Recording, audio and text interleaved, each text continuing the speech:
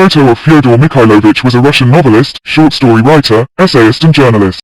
Numerous literary critics regard him as one of the greatest novelists in all of world literature, include Crime and Punishment, 1866, The Idiot, 1869, Demons, 1872, and The Brothers Karamazov, 1880. His 1864 novella Notes from Underground is considered to be one of the first works of existentialist literature. Фото Федора Михайловича, русского писателя, новеллиста, публициста и журналиста. Многие литературные критики считают его одним из величайших романистов во всей мировой литературе.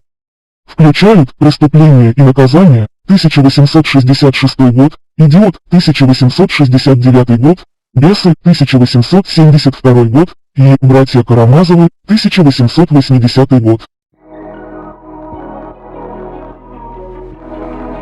bensound.com